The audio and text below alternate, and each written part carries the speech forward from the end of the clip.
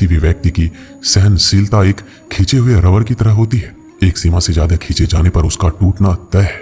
इतिहास कहता है कि कल सुख था, विज्ञान कहता है कि कल सुख होगा, लेकिन पता है धर्म क्या कहता है? अगर मन सच्चा और दिल अच्छा है तो हर रोज सुख होगा। आदत थी मेरी सबसे हंसकर बोलना, मेरा शौक ही मुझे बदनाम कर गया। श्री कृष्ण कहते हैं खोई हुई दौलत, भूली हुई विद्या फिर से लौट सकते हैं, पर क्या खोया हुआ समय कभी लौटता है? नहीं। सारी जिंदगी रखा है रिश्तों का भर्म मैंने, लेकिन सच तो यह है कि खुद के सिवा कोई अपना नहीं होता। संसार में सुई बनकर रहे, कैंची बनकर नहीं। सुई दो को एक कर देती है और कैंची एक को दो कर देती है। व्यक्ति क्या है ये महत्वपूर्ण नहीं है, परंतु व्यक्ति में क्या है ये बहुत महत्वपूर्ण है। लोगों का मुंह बंद करवाने से अच्छा है अपने कान बंद कर लो, जिंदगी बेहतर बन जाएगी। श्री कृष्ण कहते हैं जीवन में समस्याओं से कौन घिरा रहना चाहता है? कौन कठिनाइयों से घिरा रहना चाहता है? कोई नहीं। आप भी ऐसा नहीं चाहोगे, तो ऐसा करने के लिए आप क्या करते हैं? ऐसा करने के लिए अधिकतर लोग कठिनाइयों से दूर भागते हैं, समस्याओं से दूर रहते हैं, और यही आप सबसे बड़ी भूल कर बैठते हैं। समस्या जंगली पशु के समान होती है, जिससे आप जितना दूर भागेंगे वो उतना ही विकराल रूप धारण कर लेगा और अंततः आपका अंत कर देगा। तो इस समस्या से कैसे बचा जाए? और इस समस्या का हल है कि आप अपने परिश्रम से, अपनी लगन से, अपनी दृढ़ता से समस्या का हल ढूंढना होगा। यदि नाविक को कुशल खेवैया बनना है तो वो शांत समुद्र में नहीं बन सकता, उसे तो तूफान का सामना करना ही होगा। श्री कृष्ण कहते हैं कि इतिहास गवाह है कि जिसकी बराबरी नहीं की जा सकती उसकी बदनामी शुरू कर दी जाती है। समय एक नदी की तरह है, हम एक ही पानी को दोबारा नहीं छू सकते। जो धारा बह चुकी है वह फिर कभी नहीं आएगी। संभल के रहो ऐसे लोगों से जिनके दिल में भी दिमाग होता है। कोई भी इंसान ऐसे ही अपने आप नहीं बदलता। जिंदगी में कुछ ऐसे हादसे हो जाते हैं जो इंसान को बदलने पर मजबूर कर देते हैं। किसी ने एक संत से पूछा गुस्सा क्या है? संत ने बहुत अच्छा जवाब दिया, किसी और की गलती की सजा खुद को देना। वक्त के साथ चलना कोई जरूरी नहीं है, सच के साथ चलिए, एक दिन वक्त आपके साथ चलेगा। साइकिल और जिंदगी तभी बेहतर चल सकती है जब उसमें चैन हो। कुछ सच तो हम पहले से जानते थे, बस देखना चाहते थे कि लोग झूठ कहां तक बोल सकते हैं। जब इंसान का स्वार्थ पूरा हो जाता है तब वह आपसे मिलना तो दूर, आपसे बोलना भी छोड़ देता है। मुश्किल वक्त का सबसे बड़ा सहारा है उम्मीद, जो एक प्यारी सी मुस्कान देकर कानों में धीरे से कहती है सब्र रख, सब अच्छा ही होगा। जरूरी नहीं हमेशा बुरे कर्मों की वजह से ही दर्द सहने को मिले। कई बार हद से ज्यादा अच्छे होने की कीमत चुकानी पड़ती है। किस्मत और हालात दोनों जब साथ ना दे तो उनकी भी सुननी पड़ती है जिनकी कोई औकात नहीं होती। कोशिश आखिरी सांस तक करनी चाहिए, या तो लक्ष्य हासिल होगा या अनुभव।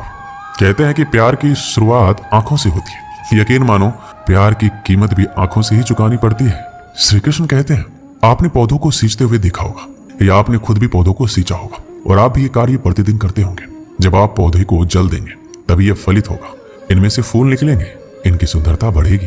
परंतु प्रतिदिन यह कार्य करने के पश्चात भी हम इससे एक महत्वपूर्ण सीख लेना भूल जाते हैं। हम कभी पौधों के पत्तों पर, उनकी डालियों पर, उनके फूलों और फलों पर जलधारा नहीं डालते, उन्हें धोते नहीं, परंतु फिर भी वह पनपते हैं, क्योंकि पौधों का जड़ ही सफलता का मूल है। यदि आप एक बार में अनेक कार्य करने जाएंगे तो आपको एक कार्य में भी सफलता नहीं मिलेगी, परंतु यदि आप बुद्धिमता से, दृढ़ मन से एक कार्य साधेंगे तो एकाएक स्वतः ही सारे कार्य सफल हो जाएंगे। जो आपका मूल है, जहां से आपको सिंचाई मिल रही है, यदि आपने उसी जड़ को छोड़ दिया तो एक सूखे पौधे की भांति आप भी सूख कर गिर जाएंगे और अपना अस्तित्व खो बैठेंगे। श्री कृष्ण कहते हैं अच्छे लोग हमेशा साथ रहते हैं, दिल में भी, शब्दों में भी, दुआओं में भी। किसी के बारे में सब कुछ जान लेना उसे फिर से अजनबी बना देता है। पछतावा ना कीजिए, क्योंकि बीता हुआ समय अच्छा था तो वह यादगार है, और यदि बीता हुआ समय खराब था तो एक अनुभव है। परिस्थितियां हमारे लिए समस्या नहीं बनती, समस्या तो तब बनती है जब हमें परिस्थितियों से निपटना नहीं आता है। पता नहीं लोग दूसरों को उदास करके खुद कैसे खुश रह लेते हैं। रिश्ता चाहे कितना भी क्यों ना बिगड़ा हो, अगर सुधारना चाहो तो सब कुछ सही हो सकता है। रुलाते तो सभी हैं, लेकिन अगर कोई तुम्हारे लिए खुद रो पड़े तो उसे कभी खुद से दूर मत होने देना। इंसान कब बदल जाता है पता ही नहीं चलता, और हम ये सोचते रह जाते हैं कि आखिर हमने गलती कहाँ की है। जिंदगी में 3 लोगों को कभी मत भूलना। एक तो वो जो मुसीबत में साथ देते हैं, एक वो जो मुसीबत में साथ छोड़ देते हैं, और एक वो जो मुसीबत में आपको डालते हैं। जब लोग आपकी बुराई करें तो बिल्कुल परेशान ना हो, वास्तव में वह लोग आपको महत्व देने का कोई रास्ता जानते ही नहीं है। श्री कृष्ण कहते हैं जीवन में सभी केवल सफल होना चाहते हैं, केवल विजय चाहते हैं। कोई भी पराजित नहीं होना चाहता, कोई भी असफल नहीं होना चाहता, कोई भी नहीं चाहता कि उसके प्रयास व्यर्थ जाए। यदि एक दृष्टिकोण से देखा जाए तो ये उचित भी है, परंतु असफलता में भी एक अच्छी बात छुपी होती है। मैं बताता हूँ, सफलता आपका परिचय संसार को देती है। विजय के पश्चात संसार आपको जानने लगता है, और असफलता आपका परिचय संसार से करवाती है। पराजय के पश्चात आप अपने जीवन को जानने लगते हैं। इसलिए सफलता और असफलता से घबराए नहीं। यदि आपकी सोच सकारात्मक रहेगी तो यही सफलता, यही पराजय आपको और अधिक शक्तिशाली बनाकर प्रस्तुत करेगी और जीवन में विजयी बनाएगी। श्री कृष्ण कहते हैं, तारीफ एक ऐसा चंदन है जिससे दूसरों को लगाएं तो आपके हाथ अपने आप महकेंगे। समझने वाले तो खामोशी भी समझ लेते हैं, और ना समझने वाले तो जज्बातों का भी मजाक बना देते हैं। जो आपकी खुशी में अपना दर्द भूल जाए, उस इंसान से ज्यादा आपको कोई प्यार नहीं कर सकता। ये जिंदगी तमन्नाओं का गुलदस्ता ही तो है। कुछ महकती है, कुछ मुरझाती है, कुछ चुप जाती है। खुद को अच्छा बना लीजिए, दुनिया से एक बुरा इंसान कम हो जाएगा। भरोसा सब पे करो, लेकिन सावधानी के साथ, क्योंकि कभी कभी खुद के दांत ही जीभ को काट लेते हैं। जिंदगी की रफ्तार बहुत तेज है। सुबह का दुख शाम को पुराना हो जाता है। कोई भी व्यक्ति संसार में हमारा दोस्त या दुश्मन बनकर नहीं आता है। हमारा व्यवहार ही लोगों को दोस्त और दुश्मन बनाता है। सबसे मुश्किल रास्ता वह है जिस पर आपको हमेशा अकेला चलना पड़ता है, और असल में वही रास्ता जिंदगी में आपको मजबूत बनाता है। बड़ों का दिया हुआ आशीर्वाद और अपनों की दी हुई शुभकामनाओं का कोई रंग नहीं होता, लेकिन जब ये रंग लाते हैं तो जीवन में रंग भर जाते हैं। श्री कृष्ण कहते हैं, कभी कभी हमें लगता है हमारे अपने, हमारे हितैषी, हमारे माता पिता को हमारे मन की बात ही नहीं समझ आ रही है, जैसे उन्हें हमारे हर कार्य, हर निर्णय में खोट दिखाई दे रहा है, और ऐसे में हम विद्रोह कर बैठते हैं। ऐसी अवस्था में हमें वही अच्छा लगने लगता है जो हमारे मन की बातों का समर्थन करे। हम उसे ही अपना हितैषी समझ लेते हैं, परंतु जो आपसे मीठी बातें कर रहा हो वो आपका हितैषी है, यह आवश्यक नहीं है। कुछ विषैले फूल बड़े सुंदर दिखते हैं, कुछ विषैले फल असाधारण रूप से बड़े स्वादिष्ट होते हैं, और ये भी आवश्यक नहीं कि हमारे रोगों का निदान करने वाली औषधि सदी मीठी हो। इसलिए विष और औषधि में अंतर को परखने का प्रयास करें। हो सकता है जो आपके हित की बात कर रहा हो वो आपको संकट के गर्त में ले जा रहा हो। श्री कृष्ण कहते हैं कि बात बात पर आवेश में ना आए।